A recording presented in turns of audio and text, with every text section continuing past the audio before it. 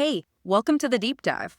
Ever finish a really tough workout, maybe some intense cardio or weights, and find yourself still, like, gasping for air minutes later? Oh, yeah, that feeling is pretty universal, isn't it? Yeah, Heavy breathing, heart still pounding away. exactly. We all know it. But what's really going on inside your body then, when you're trying to catch your breath long after you've actually stopped moving? Right. Well, that persistent heavy breathing, that's a classic sign of something called oxygen debt.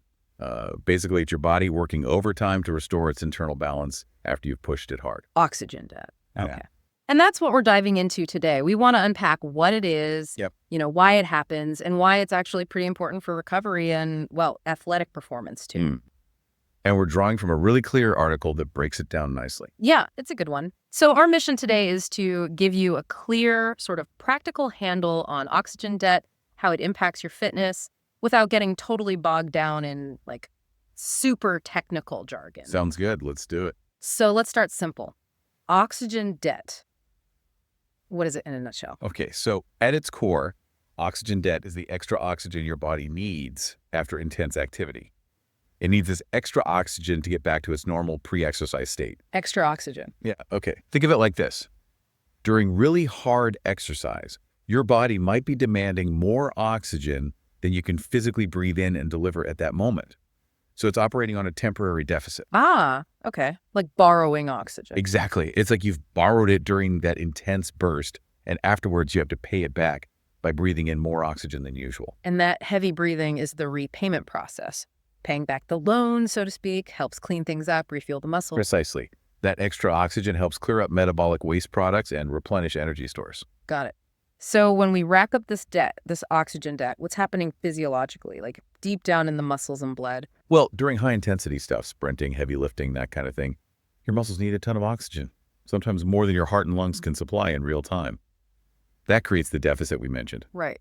Demand outstrips supply. Exactly. And your body's clever. It has a backup plan. Anaerobic metabolism. It can generate energy without oxygen for a short while. Anaerobic, meaning without air or oxygen. Correct. But this anaerobic process isn't as efficient, and it produces a byproduct called lactic acid. Ah, lactic acid. Heard of that. Often gets blamed for muscle soreness, right? It does, though. That link is a bit more complex. But for our purposes, the key is that oxygen debt is essentially the amount of extra oxygen needed after exercise to deal with that lactic acid and also refill the oxygen tanks, in your muscles and blood. Okay, so anaerobic metabolism helps us push through, but leaves lactic acid. And the oxygen debt is what we need to pay back to clean that up and reset. Makes sense. Now, the article we looked at had this cool oxygen debt visualizer. Can you describe that a bit? What did it show? Yeah, that visualizer was really helpful, I thought. It basically simplifies this whole process. You see 3 bars: oxygen supply, oxygen demand, and oxygen debt. Right. And you can switch between different activity levels like rest, light walking, moderate jogging, and then really intense stuff like sprinting. Right. At rest, supply and demand are balanced, no debt.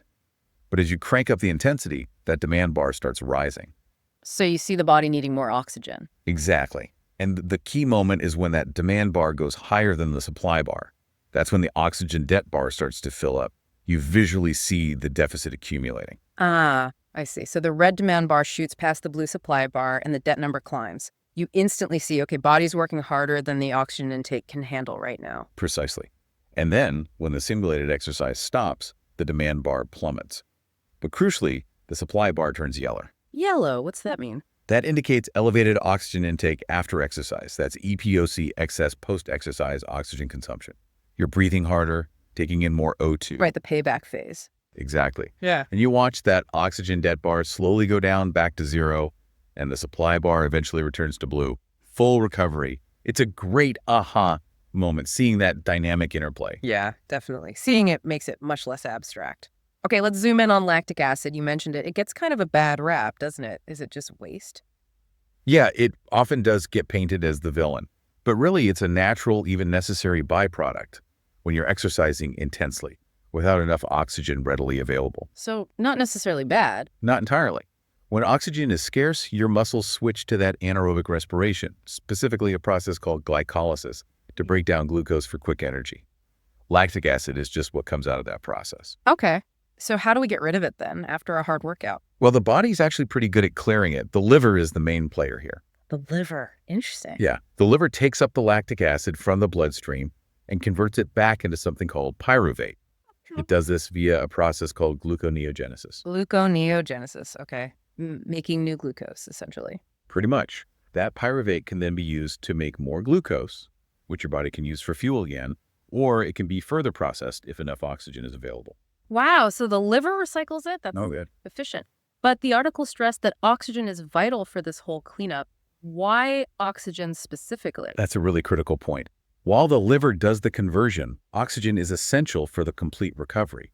Oxygen allows the body to further break down the lactic acid, or the pyruvate derived from it, into simple carbon dioxide and water. Which we just breathe out or excrete. Exactly. Much easier to get rid of. This oxygen-dependent pathway is the most efficient way to fully process it, which helps relieve muscle fatigue and get everything back to normal. So anaerobic gives you the burst, but you need oxygen for the efficient cleanup crew afterwards. Okay, got it. Intense exercise, oxygen shortage, anaerobic mode, L-lactic acid, extra oxygen intake, EPOC. Liver recycles oxygen, helps fully clear it. That flow makes sense. So what are the main causes then? What really triggers this debt accumulation? The primary driver, as we've kind of been saying, is high intensity or really vigorous activity. Anything where your muscles' oxygen demand just outpaces your body's ability to deliver it. Like sprinting, maybe CrossFit, WDs, really heavy lifting sets. Exactly, those kinds of things. Moments where you're pushing your physical limits, your muscles are just consuming oxygen so rapidly that your heart and lungs can't keep up with the immediate demand. So it's crossing that threshold where aerobic energy production just isn't enough anymore. And that forces the switch to anaerobic, leading to the lactic acid and the resulting oxygen debt. Precisely. And it's also worth noting that how much debt you accumulate isn't the same for everyone or every workout. Right. What influences that? Well, the intensity, obviously harder exercise means more debt. Duration matters too. Longer, intense bouts build up more debt. But also your individual fitness level is huge. A well-conditioned athlete generally has a more efficient cardiovascular system and muscles that are better adapted to using oxygen and clearing lactate. So they might incur less debt at the same relative intensity or recover faster from it compared to someone less fit. Age can also be a factor. That makes sense. A marathon runner handles a fast mile differently than I do. Okay, you mentioned EPP earlier, excess post-exercise oxygen consumption. You said it's basically the other side of the oxygen deficit coin. Can you elaborate on what's happening during EP? Yeah, so deficit happens during the exercise. EPOC is the recovery period after. It's that time when your body keeps consuming oxygen at a higher rate than when you're just resting. The heavy breathing phase. Exactly. And that increased oxygen consumption is specifically aimed at making up for the deficit incurred during the workout. It's paying back the debt. So the elevated heart rate, the faster breathing, that's not just your body freaking out. It's purposeful work. Totally purposeful. Your body keeps the heart rate and breathing up to maintain a high flow of oxygen. This oxygen goes to replenish the stores in your muscles and blood, like reloading the oxygen tanks, and crucially, to fuel the process of clearing that lactic acid we talked about. And this helps with feeling better faster, less soreness. That's the idea. That increased oxygen intake helps reduce that post-exercise muscle discomfort, combats fatigue, and generally speeds up recovery. Yeah. And, for athletes, managing this efficiently is really important. Better recovery means less injury risk and muscles that are ready to perform again sooner. Okay, managing oxygen debt seems pretty key then, especially if you're serious about fitness or sport. What are the actual, tangible benefits of understanding this and maybe addressing it? Oh, absolutely. There are real benefits. Just exercising consistently improves your body's ability to handle oxygen debt over time, which boosts overall fitness. That EPOC process itself, clearing lactic acid, directly improves muscle function and reduces fatigue long term. And you mentioned something earlier, supplemental oxygen. Yeah, the article brings that up as a potential tool. It suggests supplemental oxygen might help athletes boost performance and speed up recovery even more. Interesting. We should definitely circle back to that. But generally, it sounds like getting a handle on this oxygen debt cycle can lead to better stamina, maybe more strength, just better athletic performance overall. That's the connection, yes. Understanding, for instance, how quickly you build up debt during certain types of training could help you structure workouts more effectively, balance intensity and recovery, and so on. Which kind of leads naturally into that aerobic versus anaerobic distinction again, right? The article touched on that too. It did, and it's fundamental to all of this. So let's just quickly recap the difference. Aerobic versus anaerobic. Okay. Aerobic respiration. That's when your body has enough oxygen. It's very efficient, breaks glucose down completely into CO2 and water, and produces a lot of energy. The article says around 38 ATP molecules, which is like the energy currency of the cell. Huh. But it's a bit slower. The marathon runner. Steady, efficient, needs oxygen. Exactly. Then there's anaerobic respiration. That's the backup plan when oxygen is limited. It's much faster at producing energy, which is great for bursts of power. But it's way less efficient, doesn't fully break down glucose, and leaves behind that lactic acid. Produces far less ATP too. The sprinter. Quick power, doesn't need oxygen immediately, but can't sustain it and makes lactic acid. Perfect analogy. And understanding this difference is huge for athletes, right? Because they can then design training to target one system or the other, build endurance with aerobic work, build power with anaerobic work, and manage the fatigue that comes with it. Makes total sense. Okay, let's go back to that supplemental oxygen idea. The article mentioned it for recovery. How exactly would that work? What's the thinking behind products like ReVO2? Right. The basic idea is pretty straightforward. If oxygen is crucial for recovery and paying back the debt, then providing more oxygen, like a concentrated dose, could potentially speed up that whole process. So just flooding the system with what it needs. Sort of, yeah. The article mentions reVO2 specifically, noting it delivers 98% supplemental oxygen. One potential benefit highlighted is improving something called VO2 kinetics. VO2 kinetics. Sounds technical. It basically refers to how quickly your body can ramp up its oxygen use when you start exercising, or adjust it when intensity changes. Faster kinetics means you reach your efficient aerobic state quicker. So supplemental oxygen might help prime that system, perhaps. Like getting the engine running smoothly faster. And what about the mention of muscle cramps and injury risk? Yeah, the article touched on that too. The link to cramps isn't totally clear, but one theory is that better oxygenation might help maintain electrolyte balance in muscles, maybe reducing spasms.